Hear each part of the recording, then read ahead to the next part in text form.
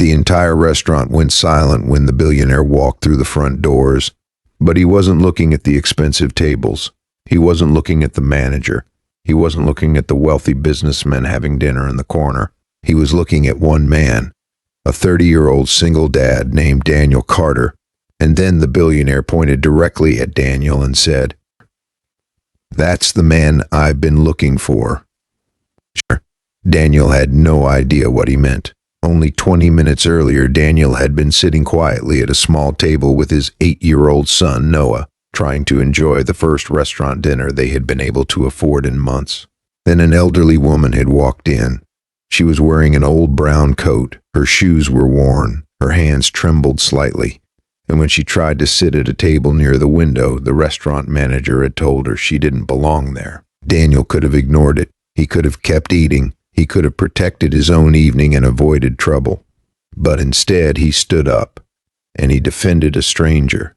What Daniel didn't know was that the woman wasn't just another elderly customer. She was connected to one of the richest families in America, and the billionaire walking through those restaurant doors had been searching for her for years. It was a cold Friday evening in Columbus, Ohio. Daniel Carter had just finished another long day at the auto repair shop where he worked. At 30 years old, Daniel had already learned that being a single father meant making sacrifices most people never saw. He didn't complain about them. He simply did what needed to be done. His 8-year-old son, Noah, was everything to him. Noah had short, slightly messy light brown hair, bright blue eyes, and a habit of asking questions at exactly the wrong time. That evening, Daniel had promised him dinner at a nice restaurant. It wasn't the most expensive place in town, but to Daniel it felt special. He had been saving for 2 weeks. When they walked through the doors, Noah's eyes immediately became wide. "Wow, Dad." Daniel smiled. "Don't get too excited. We're still ordering carefully." Noah laughed. "I want the biggest burger." "Of course you do." They sat at a small table near the back. Daniel looked at the menu. Noah looked at the desserts. "Dad?" "Yes?" Can I get dessert?" "We haven't even ordered dinner." "But what if they run out?" Daniel laughed. "Then we'll survive." For the first time that week, Daniel felt relaxed. He didn't know that within minutes, everything would change. At approximately 7:20 p.m., the restaurant doors opened. An elderly woman walked inside. She appeared to be somewhere in her late 70s. Her silver hair was neatly tied back. She wore a faded brown coat. She carried a small black handbag. She looked tired, but there was something unusual about her. She walked with dignity. She didn't look at the expensive decorations. She didn't stare at the customers. She simply approached the hostess. "Good evening," she said softly. "Do you have a table for one?" The hostess looked her up and down. Then she glanced toward the manager.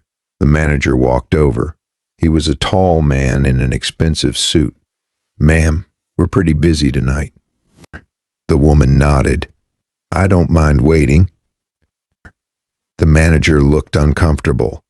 "Perhaps you would be more comfortable somewhere else." The woman frowned.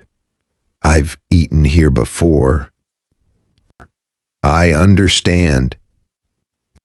"Then why are you telling me to leave?" The manager lowered his voice. "Because this restaurant has a certain atmosphere." Daniel heard that sentence from across the room. He looked up. Noah stopped eating. "Dad?" Daniel didn't answer. The manager continued. "We have private guests tonight." The elderly woman looked around. "Am I disturbing them?" "No." "Then what's the problem?" The manager sighed. "Please don't make this difficult." Daniel slowly put his fork down. He watched the woman. She wasn't angry. She looked embarrassed. And that bothered him more. The manager pointed toward the door. I'm asking you to leave. The woman tightened her grip on her handbag. I have money. That's not the issue. Daniel stood up. Then what is the issue? The manager turned. Sir, please stay out of this. Daniel walked closer. My son and I are eating here. Exactly. Daniel looked at the elderly woman. She should be allowed to eat here too. The manager frowned. This doesn't concern you. Oh, it concerns me when someone is being treated badly. Several customers began watching. The woman looked at Daniel. You don't need to do this. Daniel smiled gently. Maybe I don't, but I'm going to. The manager crossed his arms. Sir, this is a private business. And she's a customer. The manager's face became red. Do you know who our guests are tonight?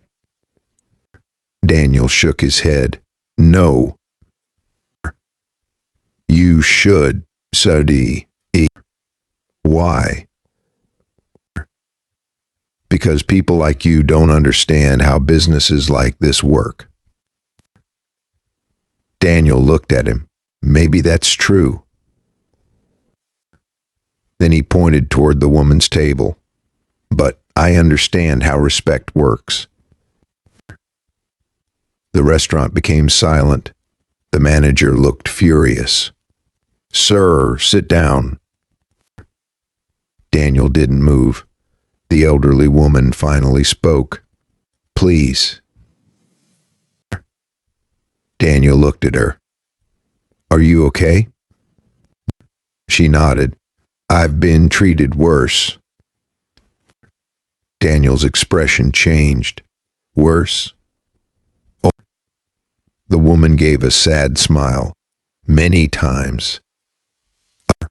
Daniel didn't know why those words affected him so deeply. Maybe because he remembered his own mother. She had worked 2 jobs when Daniel was a child. She had often been ignored because she didn't dress like wealthy people. Daniel remembered watching people judge her before they ever heard her speak.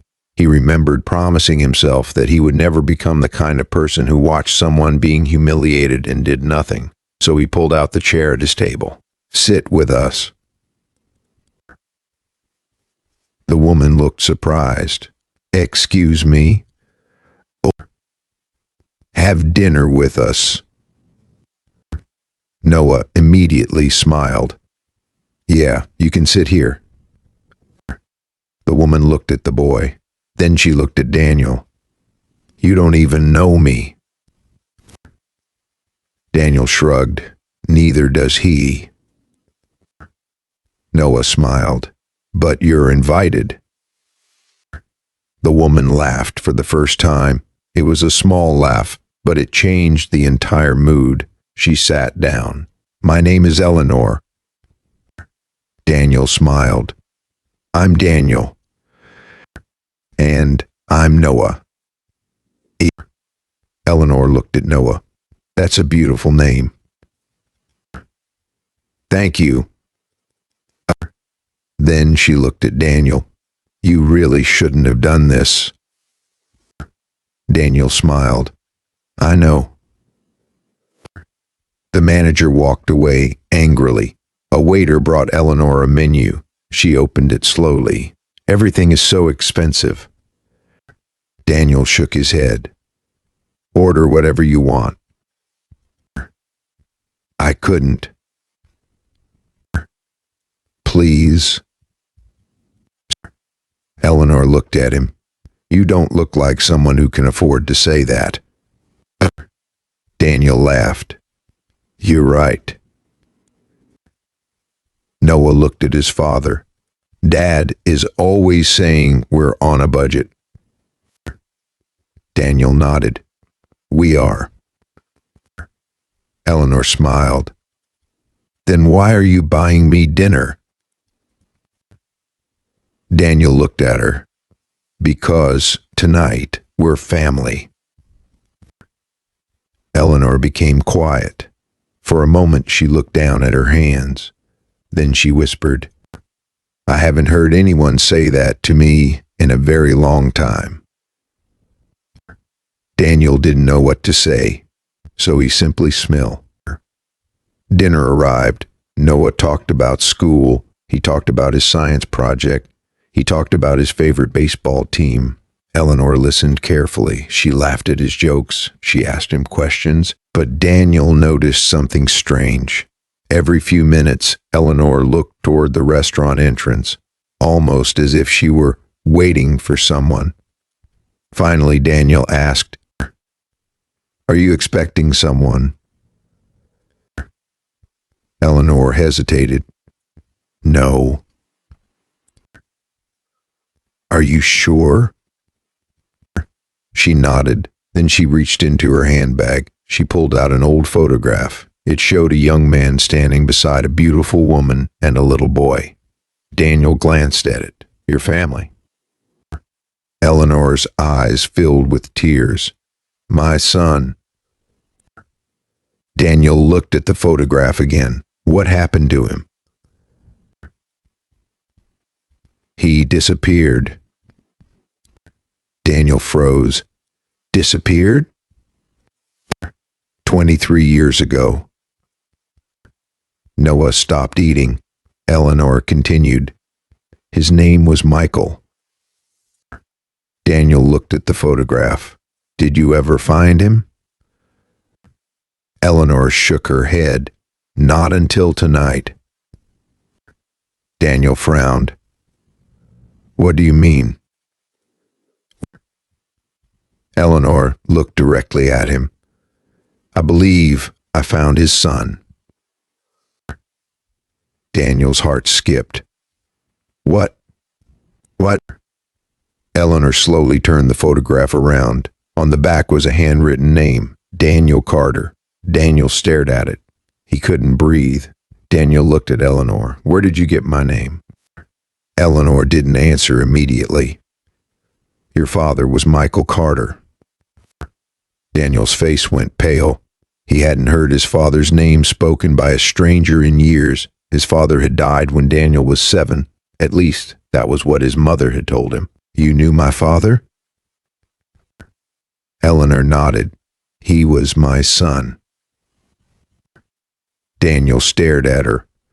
Noah looked confused. Dad?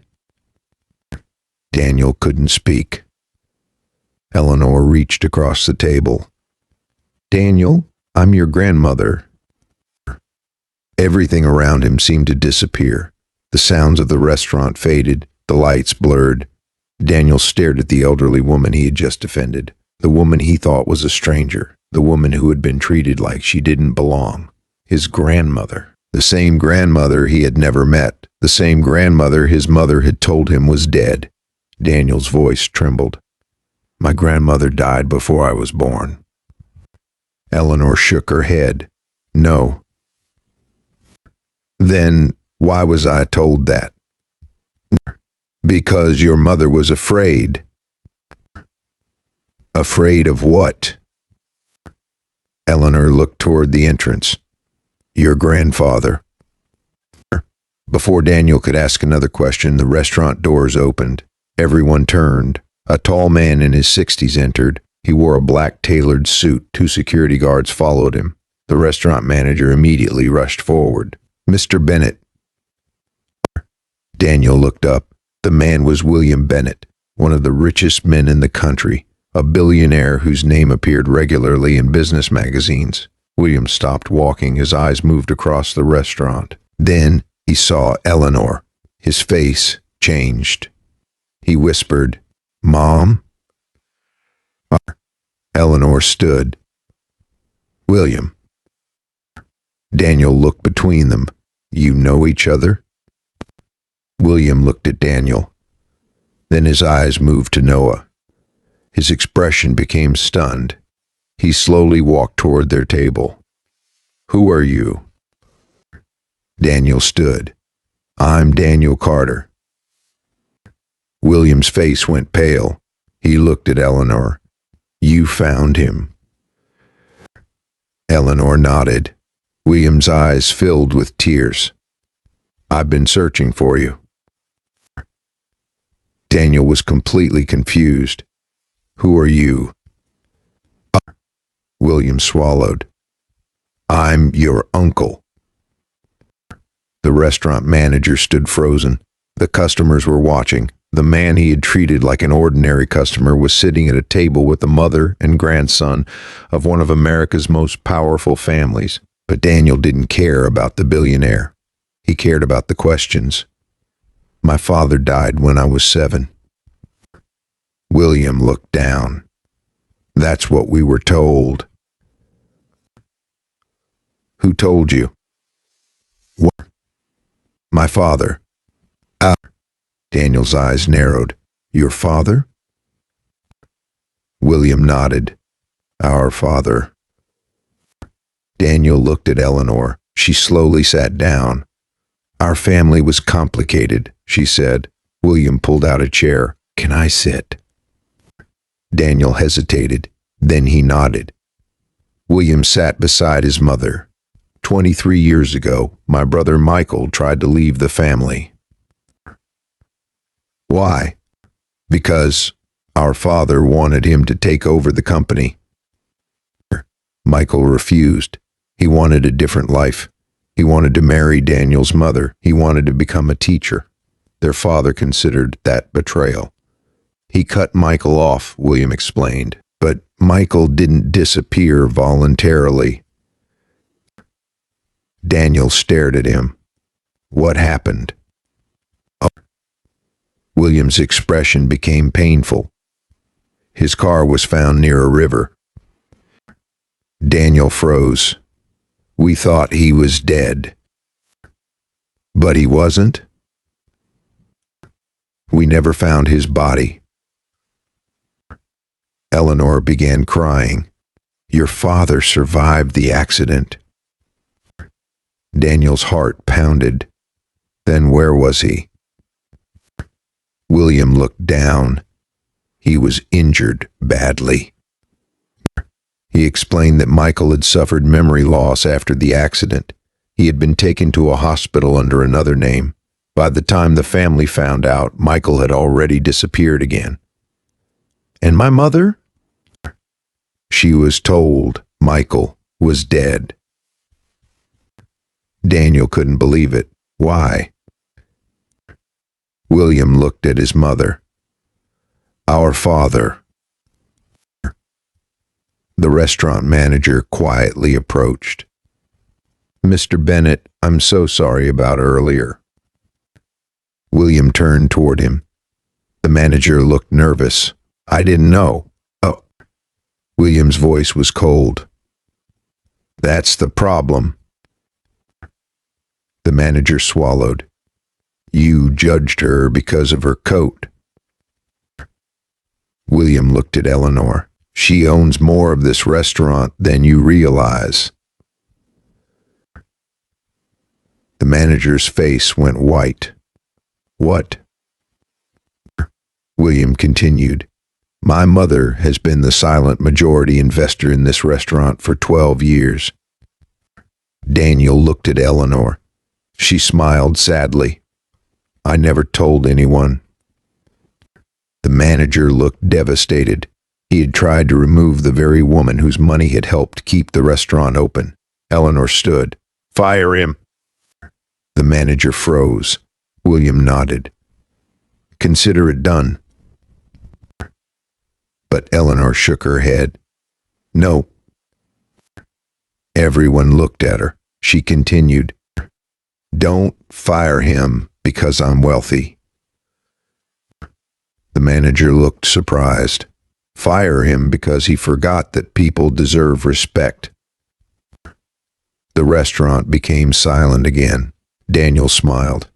For the first time that evening, he understood where his courage had come from. Maybe kindness really did run in families. Later that night, Daniel sat with Eleanor and William in a private room. They talked for hours. Daniel learned that his father had been searching for his family before his disappearance. He had left letters, photographs, and one final message.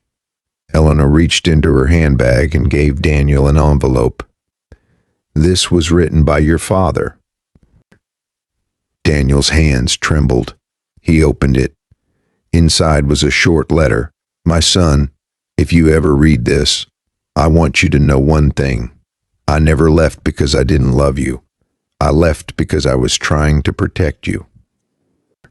Daniel couldn't hold back his tears. He read the final line. "Never let money decide what kind of man you become." Daniel looked up. His father had been gone for more than 20 years, yet somehow those words still reached him. Noah quietly walked over and hugged his father. Daniel held him tightly. Eleanor watched them with tears in her eyes. The next morning, Daniel woke up with a decision. He didn't want the family fortune. He didn't want a mansion. He didn't want a luxury car. He wanted answers. William promised to help him find the truth about Michael. They hired investigators. They searched old hospital records. They contacted former employees. And after several months, they found something unexpected. A medical record from a small hospital in Montana. A patient had been admitted 22 years earlier after a highway accident. His name was listed incorrectly, but the photograph attached to the record looked exactly like Michael. Daniel traveled there with Eleanor. When they entered the small nursing facility where the patient lived, Eleanor stopped walking. An elderly man sat near a window. His hair was gray. His face was thinner, but his eyes were familiar. Eleanor whispered, "Michael?" "Ah." The man looked up. For several seconds he said nothing. Then he stood. "Mom?" Eleanor broke down. She ran toward him. They held each other for the first time in more than 20 years. Daniel stood behind them. He couldn't move. Then the man looked at him. "Daniel?" Daniel began crying. "Dad?" "Oh." Michael stared at his son. He had no words. He simply opened his arms. Daniel walked toward him, and father and son embraced. 23 years of silence disappeared in a single moment. Months later, Daniel's life looked completely different. But he didn't become a different person. He still worked with his hands. He still drove his old car. He still packed Noah's lunch every morning. And he still worried about money. But now he had something he never had before, a family. Eleanor became a regular part of Noah's life. She attended his baseball games. She helped him with school projects. She baked cookies with him. And every Sunday, the entire family had dinner together.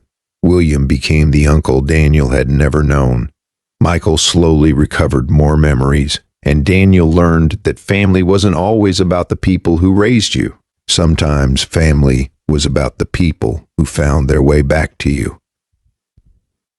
One evening, Daniel returned to the same restaurant where everything had started. He walked through the doors with Noah. Eleanor was already sitting at the table. She smiled. "You're late." Daniel laughed. "Traffic." Noah sat beside her. "Dad said I can order dessert." Eleanor smiled. "Then order two." Daniel shook his head. "You two are going to bankrupt me." Everyone laughed. The restaurant manager was no longer there. A new manager greeted Eleanor respectfully. Daniel looked around. The restaurant hadn't changed much, but for him, everything had changed. He remembered the woman standing near the entrance, the old coat, the trembling hands, the embarrassment, and the decision he had made. He could have looked away. He could have stayed seated. He could have pretended it wasn't his problem. But he didn't. He stood up. And that one decision brought an entire family back together. After dinner, Noah asked Daniel a question. "Dad?" "Yeah?" "Why did you help Grandma that night?" Daniel smiled. "Because she needed someone to." "Hey." But you didn't know she was Grandma. No. So would you still have helped her? Daniel looked at Eleanor, then at his son. Absolutely. Noah thought about it. Even if she wasn't rich? Daniel smiled, especially if she wasn't rich. Eleanor reached across the table and held Daniel's hand. You taught my family something that night. Daniel shook his head. I just opened a door. No, Eleanor said softly. You opened your heart. Daniel looked down. For a moment, nobody spoke. Then Noah smiled. Can we get dessert now? Everyone laughed. Years later, Daniel would still remember that Friday night, not because a billionaire had walked into the restaurant, not because he had discovered a wealthy family, not because he had found out that he had a grandmother. He remembered it because of one simple choice. He chose to stand up for someone who couldn't give him anything in return, and that choice changed his life. It taught him that wealth isn't always measured by the size of a bank account. Sometimes wealth is having someone who remembers your name. Sometimes wealth is having a child who trusts you. Sometimes wealth is finding family after believing you had lost it forever. And sometimes the greatest reward for doing the right thing is not money. It is discovering that the stranger you helped was never really a stranger at all. Daniel had defended an elderly woman because he believed she deserved respect. He didn't know she was connected to a billionaire. He didn't know she was his grandmother. He didn't know she carried the missing pieces of his family's history. He simply saw someone being treated unfairly, and he decided to help, that was all. But sometimes that's enough to change everything. Because you never know who is sitting alone at the table next to you. You never know what story they're carrying. You never know how many years they've been waiting for someone to show them kindness. And you never know where one small act of courage might lead. Daniel thought he was simply defending an elderly woman. Instead, he found his family. He found his father. He found his grandmother. And he discovered a truth his father had left behind all those years ago. Never let money decide what kind of person you become. Because in the end, Daniel didn't become important because a billionaire walked into the restaurant. He became important because when everyone else looked away,